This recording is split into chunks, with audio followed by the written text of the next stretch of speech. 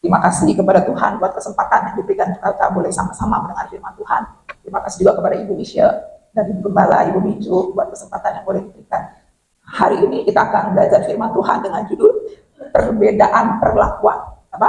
Perbedaan perlakuan atau diperlakukan berbeda. Ya maksudnya diperlakukan berbeda, dibedain. Ya, dibedain. Di sini siapa yang pernah ngerasain dibedain? Oh pernah. Ada orang enak atau enggak dibedain? Enggak, semua bilang enak enggak? Siapa yang bilang enggak enak kalau dibedain? Oh, siapa yang bilang enak kalau dibedain? Enggak ada ya, semua bilang enggak enak. Sebenarnya enak atau enggak itu tergantung ya, tergantung. Kalau dibedain terus kita diperlakukan secara semena-mena, diperlakukan secara tidak baik, pasti enggak enak, betul?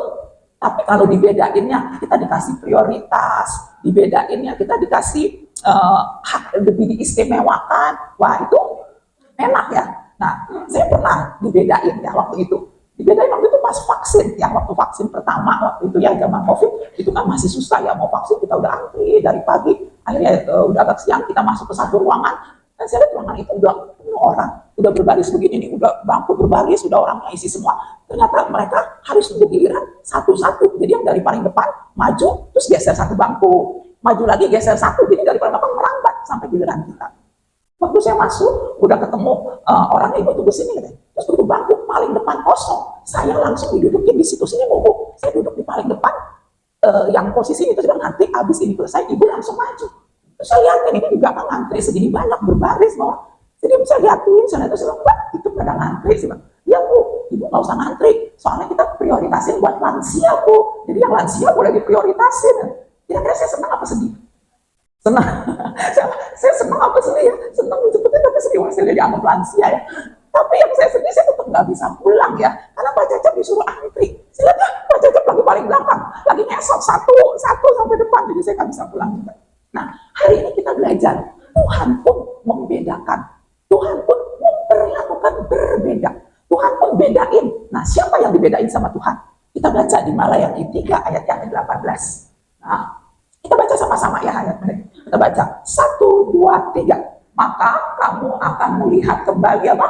Perbedaan antara orang benar dan orang fasik, antara orang yang beribadah kepada Allah dan orang yang tidak beribadah kepada Allah. Tuhan bedain.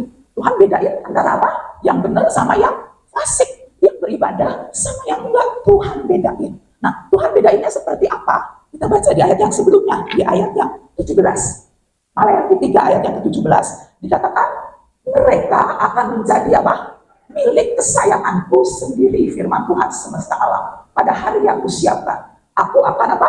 Mengasihani mereka sama seperti seseorang menyayangi anaknya yang melayani dia. Tuhan bedain jadi milik kesayangannya. Kayak anaknya disayang, dikasihi. Enak gak kira-kira? Tuhan bedain jadi milik kesayangannya seperti seseorang mengasihi, menyayangi anaknya. Dari sini semua banyak ibu-ibu. Kita ngerti ya gimana rasanya kalau ibu-ibu sayang anak. Kita semua pasti betul. Pasti kita apa? Kita jaga, kita rawat, kita belain, kita penuhi kecukupannya, betul? Pasti ini Tuhan bilang, Tuhan akan bedain kita, akan kita dijadikan milik kesayangannya seperti seorang anak, seperti mengasihi, menyayangi anak. Itu luar biasa ya. Di sini mungkin ada yang pernah jadi murid kesayangan waktu sekolah. Pernah nggak? Nggak ada. Atau mungkin ada yang jadi mantu kesayangan sekarang. Wah, enak ya kalau jadi mantu kesayangan atau menjadi murid kesayangan. Apalagi ini kesayangannya Tuhan. Aduh luar biasa, kita jadi kesayangan Tuhan, dibedain jadi milik kesayangannya Tuhan. Luar biasa ya. Nah, tapi mungkin dalam kenyataannya, faktanya, mungkin kita pernah lihat atau kita pernah ngerasain. Kayaknya sih kita udah benar, udah ibadah, tapi kok kayaknya nggak beda-beda amat ya. Kok kita belum melihat ada perbedaan yang signifikan, nggak ada perbedaan yang kentara. Ini sama-sama aja ya, orang mau fasik, mau benar, mau ibadah, mau enggak, sama aja kelihatannya. Pernah lihat kayak gitu enggak? Pernah merasa, pernah ngalamin, kok sama aja, ibadah enggak, mau benar, mau enggak, kayaknya hampir sama. Nah, ada seorang ibu waktu itu, cici saya itu memang diabetes, udah lama, dia bertahun-tahun, udah puluhan tahun diabetes, terus dia ada darah tinggi juga, jadi fungsi ginjalnya kurang maksimal. Tahun yang lalu dia kena breast cancer juga. Nah, makanya saya dikena cancer, dan waktu kena cancer, dia terpukul juga ya, aduh dia breast cancer, dia udah pinjam masalah breast cancer, terus dia sempat dia tercetus waktu dia bersaksi, dia bilang, saya lihat orang yang nggak kenal Tuhan tuh kelihatannya tuh yang nggak pelayanan, lebih enak, sebetulnya dia bisa jalan-jalan, dia sehat, dia punya uang banyak, kelihatannya seperti itu. Nah, waktu 2,5 bulan yang lalu ya kurang lebih, saya jatuh ya, nggak tahu jatuh waktu saya memang pas habis kunjungan ya dari Banten, dari tempatnya psikolog Bu Eli. Ternyata itu pertemuan terakhir dengan psikolog ya, sekarang psikolog udah senang. Biasanya psikolog duduk sini di saya sih. Ingat yang KWB ini, di sebelahnya Bu Mission tuh, daerah-daerah situ. Nah, waktu pulang itu di belakang pasar Jatinegara yang ada di Montong. Tahu ya Montong? Itu ada jalan yang mobil keluar. Nah, saya memang kalau Pak Jaja bisa jalan suka sebelahan. Kalau tempat mobil sebelahan, jadi bisa pegangan ya. Kalau oleng atau apa, biasa pegangan. Dan saya memang kalau jalan suka agak suka-suka rada kesandung-sandung gitu. Tapi di situ sempit. Waktu itu ada yang jual buah di depannya. Pas ada yang parkir motor, sudah tiang listriknya ada 2, terus juga lagi rame banget gitu. Jadi saya Pak Jaja bilang, Pak saya di belakang ikutin. Waktu itu ada mobil mau keluar. Jadi saya liatin mobil, saya sama sekali kata, ternyata itu trotoar ya. Sekarang saya masih agak trauma kalau lewat situ. Saya tiap kali lewat saya jadi saya ngejungkel ya, ngejungkel kayak tengkurap dia kayak kodok gitu ya, kayak loncat kodok. Aduh, saya juga kaget. Waktu saya bangun diri, saya rasa, oh kaki nggak apa-apa, puji Tuhan, memang memar banget, tapi saya tahu ini besok luar, kan kita bisa berasa apa. Saya merasa di tangan saya lemes banget, kayak yang putus. Kita masih bisa jalan pulang ke gereja, karena waktu itu mobilnya di gereja. Nah, sampai depan, saya pikir udah mau pulang. Tapi untung waktu itu ya Tuhan, saya percaya Tuhan masih tetap sertai, ada Intan, anaknya Pak Endang, lihat dengkul saya, dia bilang, kenapa kan? Langsung dia lari, dia ambil alkohol 70%. Itu ini pas adanya dia baru kecelakaan, jadi dia punya alkohol 70%. Langsung dia bersihin luka saya dan puji Tuhan terselamatkan ya, dengkul saya bisa. Nah, akhirnya lukanya bisa cepat kering dan sampai membahayakan. Cuma akhirnya tangan saya patah dan harus dioperasi. Nah, waktu itu terima kasih buat dukungan doa ya, jemaat, ibu bapak semua yang mendukung, mendoakan, saya berterima kasih. Ada yang besok bilang gini ke saya, ada salah satu jemaat besok dia bilang gini, entah, oh gitu sih toh, kenapa sih? Nanti pulang besok, oh jatuh ke tangan patah sih, begitu dia bilang gitu. Terus dia bilang, ya karena saya lalai, saya bilang saya jalan, saya nggak lihat jalanan, saya jatuh, saya bilang gitu. Terus ada satu orang juga teman keluarga saya juga waktu itu tahu, kakak saya lagi besok di Karoles tangannya patah, dia bilang kok, ya tangannya patah, ya benar kan dia baik-baik, kenapa patah sih sampai patah gitu, katanya. Mungkin ada juga beberapa yang mempertanyakan, tapi saya di dalam doa saya bilang Tuhan, saya berdoa sebab saya nggak nanya kenapa saya jatuh, saya nggak mempertanyakan itu Tuhan. Saya tahu Tuhan tetap baik, sedang Tuhan tetap baik, sedang God is good all the time. Memang saya lalai, saya jalan dan lihat itu salah saya. Tapi saya cuma minta ampun Tuhan kalau ada dosa, Tuhan ampunin. Mungkin ada yang tidak berkenan di hati Tuhan, saya bilang ampunin, pokoknya ampuni saya Tuhan. Kalau saya berkenan di hati Tuhan, itu cukup buat saya cuma minta ampun. Dan satu lagi yang saya minta, Tuhan jangan sampai saya jatuh lagi ya, karena saya agak sering jatuh. Tahun lalu saya udah jatuh ya, yang tangan dia ini Bu Fili yang tahu banget. Tangan saya bengkak dan sampai sekarang sikunya agak aneh, kalau bilang gitu. Geser, bisa Tuhan saya jangan sampai jatuh lagi, tulang saya agak takut loh. Nanti saya kalau mau jatuh lagi, waktu saya ketemu Tuhan aja, waktu saya pulang, saya ketemu Tuhan, saya jatuh dalam pelitang Tuhan, udah pokoknya jangan sampai jatuh lagi mohon saya. Nah, ternyata Pemasmur pun pernah nanya, Pemasmur pun pernah mempertanyakan, kok seperti gini Tuhan? Kita baca di Mazmur 73 ya, di Mazmur 73 ayat yang ketiga. Nah, dikatakan gini, sebab apa? Aku cemburu kepada pembual-pembual. Kalau aku melihat apa? Kemujuran orang-orang fasik. Pemasmur pun juga sampai cemburu sama gua. Dia lihat kemujuran orang fasik. Dan ayat selanjutnya, sebab apa? Kesakitan tidak ada pada mereka. Sehat dan gemuk tubuh mereka. Jadi orang fasik tidak sakit, udah sehat, gemuk ya. Terus mereka tidak mengalami kesusahan manusia. Dan mereka tidak kena tulah seperti orang lain. Pemasmur kok dia nggak ngalamin kesusahan, nggak kena tulah. Dan ayat yang ke-12, kita loncat kiri, 12 dikatakan, sesungguhnya itulah orang-orang fasik.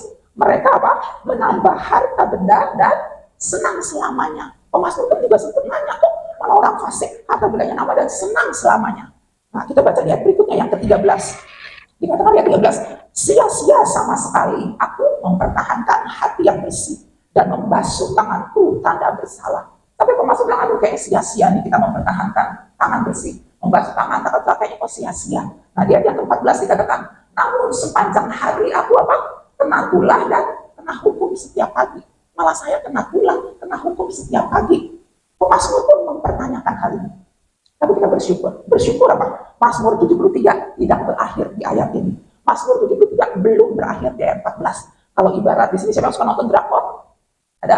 Atau nonton apa? Sinetron film Sri. Ternyata ceritanya belum tamat, belum selesai, ceritanya belum selesai, ceritanya belum tamat. Atau siapa yang suka baca novel? Kita suka berbab-bab ya, dulu mungkin kalau lagi muda suka ada Motivo Bushe, ya mungkin angkatan-angkatan itu tahu yang teman baca novel, baca apa? Belum bab terakhir, cerita ceritanya, kisahnya belum habis. Ini di tengah masih ada episode berikutnya, masih ada bab berikutnya. Ceritanya belum tamat, belum habis. Saudara, ceritanya belum tamat, ceritanya belum habis. Bilang kiri kanan, ceritanya belum tamat. Nah, ya jadi ceritanya belum tamat, ceritanya belum habis, masih ada lanjutannya. Nah, ini episode terakhir ya. Ini bab terakhirnya. Kita baca di ayat yang ke-17. Ini endingnya ya, endingnya. Di ayat yang ke-17 dikatakan, sampai apa? Aku masuk ke dalam tempat kudus Allah dan memperhatikan kesudahan mereka. Sesungguhnya di tempat-tempat licin kau taruh mereka, kau jatuhkan mereka sehingga hancur. Betapa binasa mereka dalam sekejap mata, lenyap, habis oleh kedahsyatan. Jadi terakhirnya ini endingnya, ternyata mereka hancur, lenyap, habis karena kedahsyatan. Ini tamatnya, endingnya, akhirnya. Dan yang paling mengerikan di ayat yang ke-20, ini yang paling mengerikan. Seperti mimpi pada waktu terbangun ya Tuhan. Pada waktu terjaga rupa mereka, kau pandang hina. Waktu terjaga rupanya Tuhan pandang hina. Karena kita manusia hidup di dunia apa? Sementara. Satu kali kita pulang. Nah, waktu kita meninggal, kita itu tidur selamanya. Betul? Waktu kita pulang, kita tidur selamanya. Dan waktu kita bangun, terjaga ternyata kita udah di keabadian. Nah, kita baca waktu terbangun itu ada dua kemungkinannya. Jadi waktu kita tidur selamanya nih, waktu kita meninggal, tidur selamanya, terus kita terbangun, itu ada dua kemungkinan. Kita baca di Daniel 12 ayat 2. Dua kemungkinan waktu kita terjaga. Di Daniel 12 ayat 2 dikatakan, dan banyak dari antara orang-orang yang telah tidur di dalam apa? Debu tanah. Jadi orang yang belum meninggal itu kan tidur di dalam debu tanah. Akan bangun, nanti akan bangun semua kita yang di dalam debu tanah. Ada dua kelompok. Yang pertama, sebagian untuk apa? Mendapat hidup yang kekal. Jadi kelompok pertama dapat hidup yang kekal. Nah, kelompok kedua dikatakan apa? Sebagian untuk mengalami apa? Kehinaan dan kengerian yang kekal. Jadi kalau orang fasik itu masuk kelompok yang mana? Tadi dibilang Tuhan pandang hina. Bahkan kelompok kedua, orang fasik akan mengalami kehinaan dan kengerian kekal. Jadi enggak usah ngiri ya, lihat orang fasik, lihat orang fasik diberkati, tapi dia enggak bener, dia enggak beribadah, udah biarin aja ya, udah biarin aja. Bilang kiri kanan, udah biarin aja. Udah biarin aja ya, nggak usah ngiri, nggak usah itu, udah biarin aja. Nah, kita tetap, kita mesti apa? Bener, kita tetap beribadah. Nanti endingnya, waktu kita bangun, kita akan masuk kelompok yang mana? Mendapat hidup yang kekal. Ya, jadi tetap bener, tetap mesti ibadah. Nanti Tuhan bedain, jalin milik kesayangan. Waktu terakhir, tamatnya, akhirnya, kita akan mendapat hidup yang kekal. Nah, waktu saya mau operasi, waktu itu saya sempat kepikir, saya waktu operasi kan kita juga dibius ya. Ntar waktu bangun, waktu itu saya bilang pasti ada dua kemungkinan nih. Kalau saya kemungkinannya dua apa? Pertama, saya balik lagi ke dunia nyata ya. Saya masih balik di dunia ini, saya balik ke ruang inap. Nanti saya pulang ke Cipinang, ke ruang Cipinang saya ketemu lagi Pak Cecep sama Esther, sama ibu-ibu semua, bapak ibu di sini. Tapi kemungkinan kedua bisa juga waktu saya bangun ternyata saya udah di keabadian.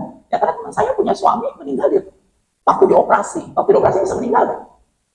Bisa ya, jadi saya bisa juga waktu bangun ternyata saya di keabadian. Terus saya bilang ya udah, saya ketemu papa, saya ketemu mama, saya ketemu koko, saya ketemu papi, dan pasti lebih enak. Saya bilang di rumahnya pasti lebih enak, lebih nyaman deh, nggak seberantakan di Cipinang, saya pikir gitu ya. Ya terus akhirnya selesai itu tuh saya berasa yang bu bangun. Terus kan saya masih bingung, habis operasi katanya. Oh, saya dengar suster, saya oh ternyata saya masih balik di dunia ya, masih balik di dunia fana. Dan waktu itu ada suara yang terus muncul dan begitu jelas ulang apa? Hidup adalah Kristus. Waktu itu saya dengar, hidup adalah Kristus, mati untuk.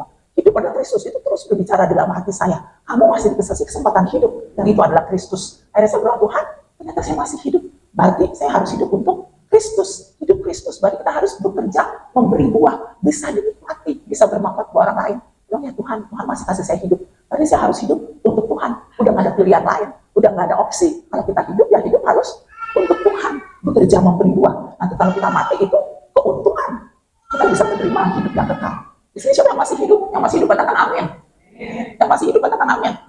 Nah, berarti semua hidup berarti kita hidup untuk Kristus. Udah nggak ada pilihan lain ya, udah nggak ada opsi lain, nggak ada pilihan lain. Pokoknya hidup untuk Kristus, dan mati nanti jadi keuntungan buat kita.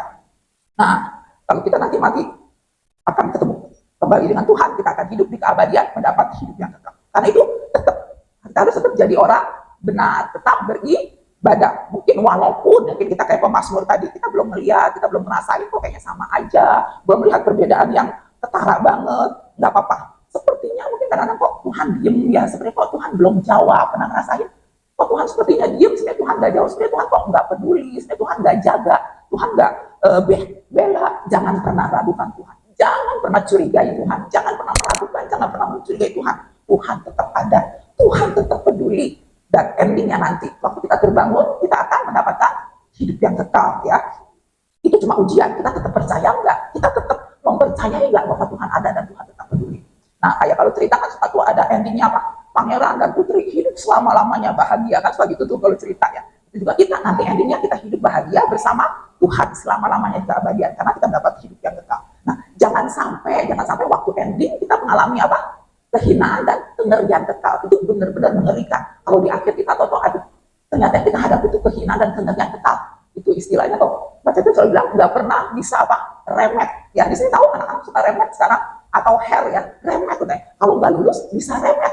Jadi yang nggak berulang mana, sini masih tinggal lagi aja lagi remet, biasanya gitu ya, remet supaya ngejar supaya bisa lulus, dikasih ujian kesempatan kedua. Tapi kalau kita udah di kengerian kekal ini, nggak ada kesempatan kedua. Nggak bisa, Tuhan saya minta remet, saya minta hair. Gimana udah kengerian kekal? Nggak bisa, nggak ada kesempatan, dan itu sangat mengerikan. Atau sekarang selama masih ada kesempatan, kita mau hidup benar, hidup ibadah sungguh-sungguh, nanti kita bisa dapat hidup kekal. Jadi kita nggak masuk ke kengerian kekal. Atau kalau pengen main dulu, kita suka nggak aci. Siapa yang main dulu sering minta nggak aci? Tahu nggak aci kan, pemain nggak aci minta ulang lagi. Hidup itu bukan main-main. Kita hidup nggak bisa main-main, dan bukan sebuah permainan yang kita bisa minta nggak aci, Tuhan nggak aci, minta ulang lagi. Nggak bisa. Hidup itu bukan untuk main-main dan bukan sebuah permainan. Jadi masih sungguh-sungguh, supaya nanti di akhirnya kita nggak pernah menyesal ya. Nah, kita bisa percaya bukan cuma di endingnya aja Tuhan bela, Tuhan sediakan, Tuhan bedakan, tapi sepanjang hidup kita di dunia ini pun Tuhan tetap ada, Tuhan tetap peduli, Tuhan tetap menjaga, walaupun sepertinya nggak dijaga, nggak dilindungi, tapi Tuhan tetap ada, Tuhan tetap peduli. Percaya ya, kalau saya boleh saksikan ya, saya saksikan bahwa waktu itu akhirnya ya, waktu habis jatuh, terus kan saya masih pulang. Terus 3 hari waktu itu dikompres, nggak kempes dari Sabtu sampai soal itu tangan tambah sakit, nggak bisa digerakin sama sekali. Tadi waktu Selasa itu saya pas kontrol mata di kontrol terakhir waktu saya habis katarak. Jadi speaker udah deh sekalian keluar, sekalian urusin di tangan, cuman mau diurusin kemana sih juga belum ada ide ya, harus diapain gitu. Tadi dari smack, terus udah saya ingat saya punya teman udah kepala radiologi di Cikini, jadi speaker udah pergi dulu, jadi menghemat waktu dan biaya. Kalau ke dokter dulu, yang nggak kenapa bisa gua rujukan kan, kalau rujukan kan baru harus ke dokter dulu, mesti bayar lagi, minta rujukan baru ronsen. Saya bilang bisa nggak, saya langsung ronsen, kamu tolong liatin deh ini aman apa enggak. Dan malam itu sebelum berdoa, Tuhan jangan sampai patah, bener-bener saya minta Tuhan jangan sampai patah. Udah kalau bengkak tinggal itu tinggal dikompres aja, saya mau urut. Tapi kan teman saya ada tukang urut, gue nggak berani urut, gue pakai ronsen dulu, baru kita berani gitu. Akhirnya teman saya bilang, oke lu kesini aja dah, saya ketemu dia ronsen. Begitu dia ronsen, matanya dia, terus dia cuma bilang apa? Patah katanya. Patah dia ada dalam saya juga, hah? Dia bilang gitu, udah nggak jelas, apa bensin? Patah. Rasanya hati saya ikut potek ya. Dengar patah, kayaknya hati saya ikut potek, ikut patah. Saya kebayangnya apa? Aduh ini pasti lama. Terus ini dioperasi. Terus pasti mahal, pasti biaya ini lama. Terus sudah nggak ada ide banget, tapi waktu itu akhirnya udah makan siang, udah jam 12, kemudian kita makan dulu di sebelah rumah sakit sampai saya doa. Terus sekarang kita mau ngapain nih? Tangan lu patah, nggak mungkin patah-patah kita bawa pulang lagi nih tangan. Saya bilang, terus tapi kita kemana? Mau ngapain? Akhirnya saya doa, tapi Tuhan berikan saat itu ada damai sejahtera ya. Terus saya rasakan ada damai sejahtera Tuhan yang menjaga hati saya. Saya bilang, saya berdoa, Tuhan ada damai sejahtera yang menjaga hati saya. Itu baca di Filipi 4 ayat 7 ya. Filipi 4 ayat 7 ini juga dikatakan damai sejahtera Allah yang melampaui segala akal akan memelihara hati dan pikiranmu dalam Kristus Yesus. Satu ini Tuhan ada, Tuhan peduli. Dia kasih tetap ada damai sejahteranya. Ini bukti Tuhan ada, Tuhan tetap peduli. Saya doa terus gimana, ya udah pulang, kita lewat Paroles, saya bilang udah mampir Paroles aja deh sekalian. Nah, ada dokter yang saya mau konsul, tapi dia nggak ada, harus 10 hari lagi baru bisa. Setelah itu kelamaan 10 hari. Nanti kalau saya nunggu dokter ini pernah dipakai mama dan adik saya, berarti saya ngandelin manusia, ya berarti saya ngandelin dokter. Ya udah siapa aja deh yang ada hari itu. Akhirnya dapat, terus begitu ketemu dokternya bilang, ya ini dioperasi saran dia, itu cuma digips saja. Saya bilang, kalau digips nggak jamin, bilang nggak jamin. Kalau mau coba ya nggak apa-apa, kalau udah 9 lihat, kalau tahu nggak gitu maksimal, ya tetap mesti dioperasi. Malah udah lebih susah, dia bilang udah lebih repot kalau mau nih kan. Terus saya sempat tanya ke BPJS dong, gitu kan ya. Dia bisa terima dong. Oh BPJS mesti tunggu jadwal, dan jadwalnya dari BPJS saya nggak tahu kapan karena jadwal dia. Dan ada pemeriksaan, semua itu pun harus tunggu di jadwal sehari satu-satu. Gitu. Kalau sama saya kalau mau umum, rusak saya operasi, katanya bisa saya langsung operasi. Kalau sama saya katanya kalau umum tapi katanya kalau BPJS saya nggak bisa jadwalin nggak tahu kapan. Tangan dengan udah gede, saya udah bingung.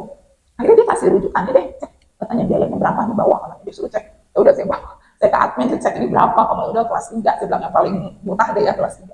Terus tapi hari itu juga besoknya libur tuh, saya ingat Selasa besok Rabu. Dan saya dikasih rujukan periksa ke sekian banyak dokter, sampai saya hitung, saya dari pagi sampai sore itu saya ke 9 dokter lab ronsen, itu 9 dari pagi saya mulai. Tapi cuma gitu deh, sambil nunggu saya paralel saya ngecek pada dokter internis, anestesi, jantung, terus saya lab, saya ronsen, saya lihat. Sampai malam akhirnya hari itu selesai. Itu gitu kan, ini tangan cukup kooperatif ya, saya pindah-pindah gitu, nggak terlalu sakit juga sih, udah sakit. Nah, waktu itu sempat dokter internis saya juga tanya, aduh ini kok jantung kamu berbareng kenceng banget, katanya dia ragu. Tapi itu kan pas sampai jantung nggak apa-apa, bisa oke. Akhirnya tetap kita bisa lalu. Tuhan tetap ada, Tuhan tetap peduli. Kayak cita-cita saya masuk ke rumah sakit.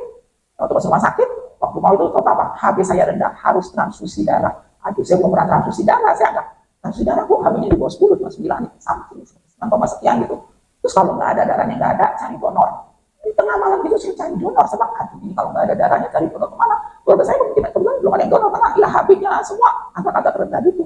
Saya berterima kasih kepada yang suka donor, Ibu Ega, Nani Esther, pendonor yang setia, dan juga mungkin ada banyak yang lainnya yang suka donor ya. Jadi siapa lagi?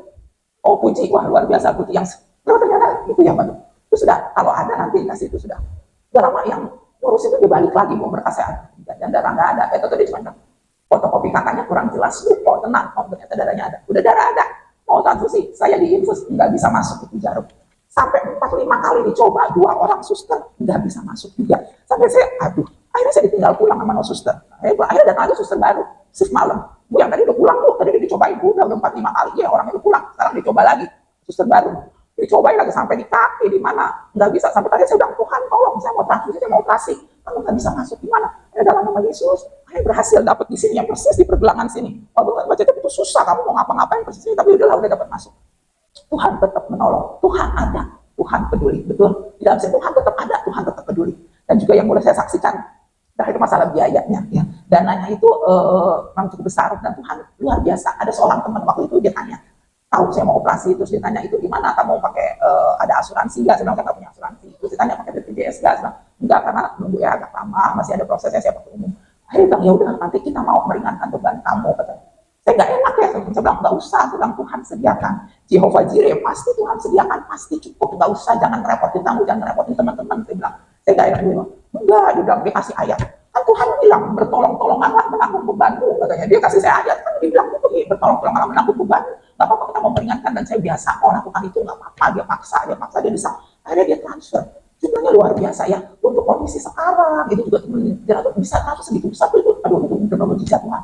Tuhan tetap ada, Tuhan tetap peduli. Akhirnya waktu dia transfer, ya udah ya, kecuali ada susulan, ternyata ada susulan, akhirnya total dia 4 kali transfer. Jadi besok mau operasi, hari ini Tuhan sudah sediakan sebagian dananya. Wah minimal udah ada pegangan ya, besok mau operasi udah ada pegangan. Waktu saya habis bangun operasi juga saya baca WA, ada 1 orang kirim bukti transfer juga, saya percaya Tuhan ada, Tuhan peduli.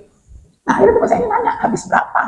Ya kan dia, terus waktu itu saya belum pulang, saya bilang belum, kan biasa pulang baru tahu kan totalnya. Saya bilang, oh, belum pulang, belum. Ya udah akhirnya pas pulang memang jumlahnya gede ya, masih di atas yang mereka support. Sebenarnya saya nggak ngomong dong, iya habisnya segini ya, dia nggak nanya lagi, saya diem aja udah. 1 minggu kemudian dia tahu saya kontrol, terus dia tanya, jadi habis berapa sih? Ya udah saya kasih tahu sekian, terus dia, wah udah ada belum kurangnya katanya, udah ada belum kurangnya, saya bilang ada, cukup tuh sebab Tuhan sediain, Jehovah Jireh pasti ada, pasti cukup, support kamu udah lebih dari cukup, udah nggak usah, saya bilang. Cukup nggak ada, maaf ya gue nanya-nanya, emang dia kepo banget nanya-nanya, tapi positif juga sih ya. Terus dia bilang, ada gak sisanya, maaf ya, enggak gak, oh ya belum ada, Tuhan sediain. Terus nggak sampai hitungan menit dia transfer lagi, saudara. Saya transfer lagi jumlahnya sama dengan yang pertama, malah lebih 500.000. Sampai dia bilang, aduh nggak usah, saya bilang udah cukup. Ya, ada teman ngomong berkati, pas banget, pas banget, dia dapat berkat dan dia mau berkati, pas banget, kata dia lagi dapat berkat, kok bisa pas gini, terus dia kasih ini nih, teman kita udah 40 tahun nggak ketemu sama orang ini, ibu sekalian, 40 tahun nggak pernah ketemu, nggak pernah kontak, nggak pernah hubungan, dan waktu di rumah saya nggak gitu main, maksudnya ya kita tahu ya sekelas, tapi bukan yang penuh main. Tuhan tahu dia lagi punya duit ya, Tuhan tahu dia lagi punya berkat, Tuhan tahu dia lagi mau ngasih, kalau punya mau, itu saya juga ajaib banget. Saya WA dia kan, thank you dong, aduh perfect timing, dia bilang waktunya sempurna, saya bisa berkat dan saya mau berkati, aduh saya berkati, Tuhan tetap ada, amin, Tuhan tetap peduli, ya Tuhan sediakan. Nah ya udah saya tinggal ngomongin kurang-kurangnya ya, tinggal ada kurang-kurangnya buat setelahnya, buat kontrol Tuhan pasti sediakan, pasti Tuhan cukupi. Jadi saat ini kalau apapun yang berarti Tuhan tetap ada, Tuhan tetap peduli. Katakan kiri kanan, Tuhan peduli. Amin. Tuhan peduli ya. Kita katakan Tuhan ada, Tuhan peduli. Pasti gitu ya. Nah, kayak dia tanya, cukup nggak? Nggak mungkin dong saya bilang, jadi kurang, lu transfer lagi dong. Nggak mungkin saya ngomong gini, kurang, lu transfer nggak cukup. Tapi Tuhan yang bisa gerakan dan Tuhan yang atur semua, ya sempurna. Dan poin yang terakhir, ibadah seperti apa yang Tuhan kehendaki? Tadi kita ngomong mesti benar, mesti ibadah. Ibadah seperti apa yang Tuhan kehendaki? Kita baca di Roma 12 ayat 1 sampai yang kedua, ya. Ini ayat terakhir dan bagian yang terakhir di Roma 12 ayat 1 dikatakan, karena itu saudara-saudara, demi kemurahan Allah, aku menasihatkan kamu supaya kamu mempersembahkan tubuhmu sebagai persembahan yang hidup, kudus, dan yang berkenan kepada Allah. Itu adalah apa? Ibadahmu yang sejati. Nah, ini ayat kedua. Janganlah kamu menjadi serupa. Berarti mesti beda. Kalau nggak serupa berarti beda. Ya tadi Julan udah singgung, Julan udah baca ya ini. Belum. Tadi udah dibahas ya oleh hambanya Ibu Julan. Jadi inti kita ada sama nih. Ya. Nah, karena itu sudah demi kemurahan Allah, janganlah kamu menjadi serupa.